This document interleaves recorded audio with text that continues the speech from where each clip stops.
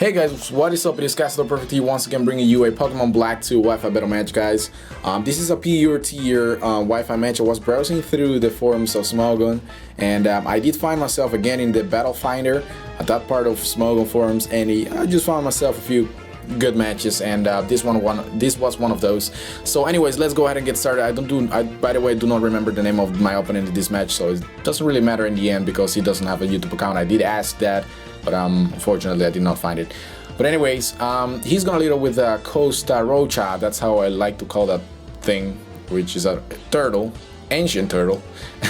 Anyways, I'm gonna lead with my Coco version 2. I'm gonna go ahead and put up Stealth Rocks. I knew he would go for Shell Smash, but one thing I was forgetting is that that Pokemon does have a sturdy ability, so which makes him have a built-in Focus Sash without having to hold the item itself.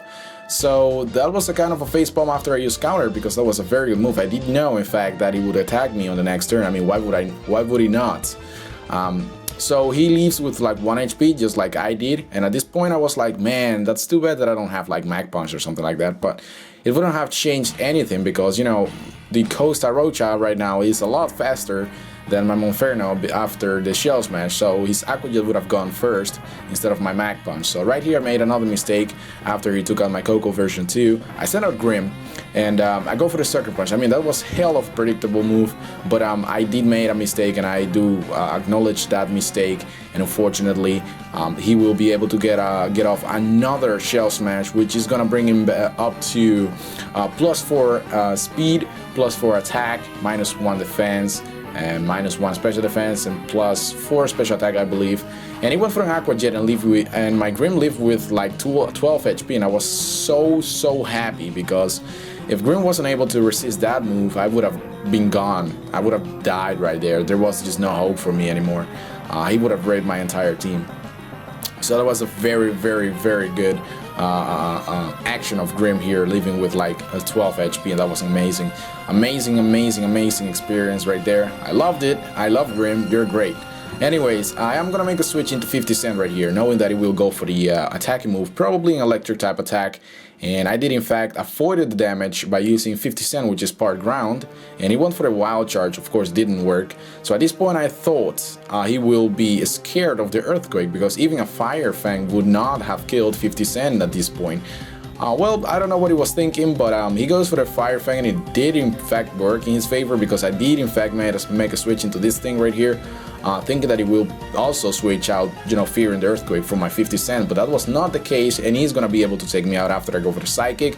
I did like 75% damage, but that is not enough to take out the Lux Rating one shot, so I guess I'll have to use the Chosen, which is my Kingler. And Kingler is just a beast. I go for the Crab Hammer and finish him off, of course, because my base speed is higher than Luxray, and I've seen him using different attacks, so it's not gonna scare me because I know it's not holding focus, Choice Scarfed. So I was able to take him out there with the Crab Hammer, which was really very good. So right here I'm gonna make a switch into 50 Cent as he goes for the Swords Dance, and that's very scary, you know, I gotta say, that's very scary. But I was really happy that he actually went for the Swords Dance, because if he manages to take out my 50 Cent at this point, I am gonna be able to send out my Kingler. Kingler goes for the Endure, and after he goes for, of course, a Leech Horn, which he will definitely do, those were my prediction at that point. I will leave with 1 HP, activate my Select Berry, become faster, and also become able to pull off a Flail at maximum power, because I will be leaving with 1 HP, of course, and Horn Leech or Leech Horn, whatever. It will definitely one-shot KO my Kingler, so I will be leaving with 1 HP, and I will be able to take him out nonetheless. So what happens here is he was not able to take me out as I was predicting, but at this point he does, of course, but not when I was predicting it. I do get the Toxic off, and I get some damage off him, and he also goes for the Double Edge, which also gives him recoil. I don't know why he did that, actually. I think Leech Horn it doesn't have that much power points. I'm not really sure about that move, but I think that was the whole, you know, the whole thought process behind his strategy. So anyways, it's gonna go for the Horn Leech, and this is what I was talking about here before, guys. Of course he's gonna get a lot of HP back because of the Horn Leech, but I am gonna be able to activate my Select Berry, leave with 1 HP, become faster than Sasbach, and get a Flail off. So at this point I was like, if he doesn't have priority on his move, on his team actually, he is definitely done for. There is nothing else that this guy will be able to do to stop my Kingler, because I am basically faster than anything on his team, and that is gonna give me the victory at this point. So I was very confident about myself, and I go for another flail and take out his Swanna as it comes in. It didn't really have any turn to actually do anything, and that is why I call my Kingler the Chosen, because it's a monster. But unfortunately, because I was not able to get a Swords Dance off, which I was really hoping for, I will not be able to take out the Ursaring out in one shot. One, because Ursaring has a lot of HP and defense, and that makes him a very sturdy Pokemon, and I'm not gonna be able to take him out in one shot. So it takes me out with a crunch, unfortunately, and I'm gonna send out my Grim. Grim is gonna go for the Sucker Punch, obviously, because I don't have any other priority attack in my team. So that was pretty much the only choice that I had left in order to take out that Ursaring, and it probably had Quick Feet, which basically doubles his speed when he is having a bad day, which I mean, of course, a status problem such as poison, paralysis, and that kind of stuff.